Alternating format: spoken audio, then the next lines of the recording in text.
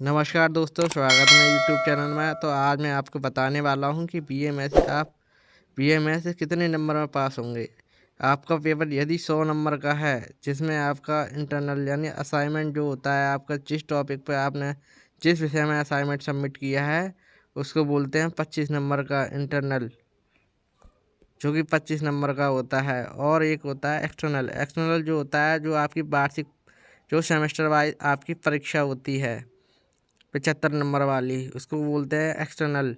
75 number का होता है। इन दोनों को मिलाकर पासिंग मार्क्स बनता है, जिसमें आपको मिनिमम मार्क्स 25 इंटरनल में होते हैं, जिसमें से आपको 10 मार्क्स, 20 मार्क्स, 15 मार्क्स जितने भी मिले वो आपके लिए हैं।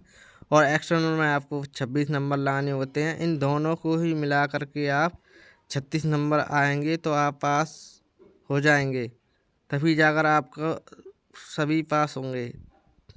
ठीक है। और दूसरा ये है कि अगर आप एक्सटर्नल यानी 75 में से आप 36 नंबर लेकर आते हैं तो आप किसी भी पेपर में पास हो जाओगे। अब आप सोच रहे होंगे कि ये कैसे, ये क्या है, इस समझ में है नहीं आया। तो मैं आपको बता देता हूँ कि जिस विषय में आप पढ़ रहे हैं, जिस भी टॉपिक पे, यानी जिस विषय में, जैसे वो राजनीति विज्ञान हो, उसमें एक असाइनमेंट दिया जाता है 25 नंबर का, उसको बोलते हैं इंटरनल। उसको बना करके आपको उसको जमा करना होता है। और हिस्ट्री में भी ऐसा ही होता है, बाकी सारे विषयों में ही आपको बना करके जमा करना होता है। अगर आप इनको जमा नहीं करते हो तो आपको इसके नंबर नहीं मिलेंगे। ठीक है। और दूसरा ये है, अगर आप एक्सटर्नल 75 नंबर का जो आपका पेपर होता है, अगर आप उसमें से 36 नंबर लेकर आते हैं तभी आप पास होंगे, वरना आप फेल हो सकते हैं। अभी तक आप किसी बच्चों को पता नहीं है कि कितने नंबर लाने पर आप क्वालिफाई एग्ज़ाम होगा आपका। ठीक है।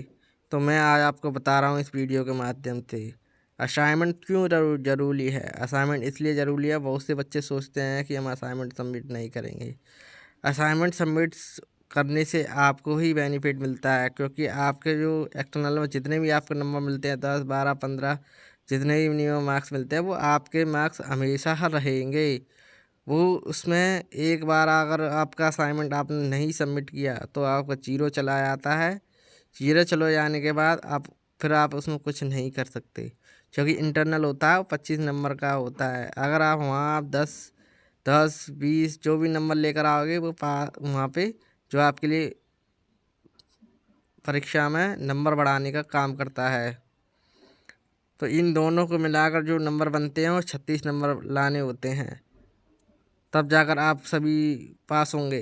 और दूसरा यह है कि अगर आप असाइनमेंट सबमिट नहीं करते हैं तब उस स्थिति में क्या होगा, तब उस स्थिति में ये होगा कि आपको 36 नंबर लाने होंगे, तब जाकर आप पेपर में पास हो पाओगे।